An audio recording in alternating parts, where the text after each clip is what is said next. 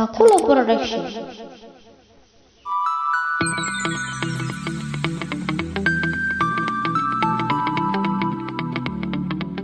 noloshu waa wada duruus cilmiga waxay daaran tahay aqoon durug iyo ogaal waxay isugu dayran tahay labada darandooriga dhib iyo dheef oo dugaal. Assalaamu calaykum waraxmatullah. asxaabta ku soo dhawaada channelkayga Taakula Production channel dhamaantiin meel kasta dunida ka joogtaan goor wanaagsan ma leenahay waan idin salaamaya. maanta waxaan idin soo gudbinayaa gabay daaran wacyiga maanta aynu dhex joogno qaasatan wuxuu ka hadlayaa habka dhaqanka iyo inaynu diinta sheegano aynan ku dhaqmin. marka intaan ku daalna aragti waxaan idin gudbinayaa isla gabayga wuxuu ka bilaabanayaa dad Allah waxaan diirunahay damaqa gaarsiiyo arin aan dubaaqayga gelinta ka rogayay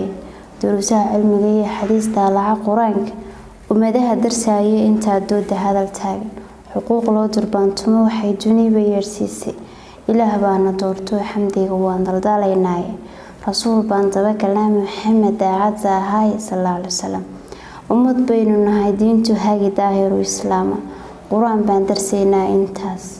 waan dikrinaynay duruusaha cilmiga baa deer kastaba yaal aqoonyahan duruusan iyo waxa dirciyo noo jooga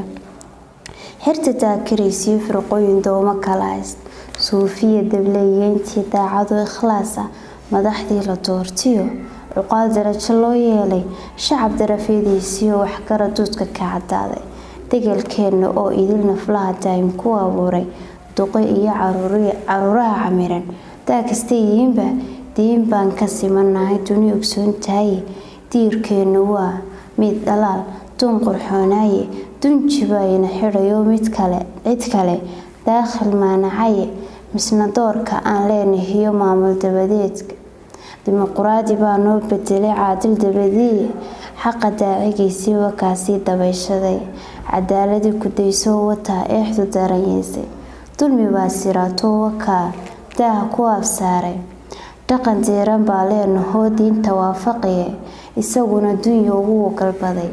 kalban daba joogna isaguna dunya ugu galbaday kalban daba joog dastuur baa la sheegaa sharciga daaqad ku lahay culimaana loo diray wixii tooga ka habaabo arrimaha darsayaa la oran hoos u daalacay khuraafaadka kuwa door bidee ruux ku daba fayla hadii ay dareemaan dib kale way daweeriyaane kiristaanba wuu doodayaa diin buu fidiyaaye mansuuniyada loo wadaa dunida maanshaysay miyaan diidanayn caqligu daacuf naga yeeshay daldalaada maan kale imaan daacad ugu faano dariiqii ilaahay la yiri waa dan iyo waano dambeetay anfacaysaa qofkii dowga laasimee dunidu aflaxaya kolkay aakhir dabadeede waynaga daleel baan ka nahay doorka maanta heedar alle ma siino waqtiga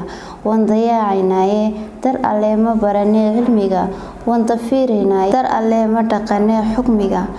waan ka durugnaayay dayac buu ku mudan yahay agtood madaxda dawladda xukunkoodu waa dibadbaxo ma laha diiwaane marbay kristan doonayaan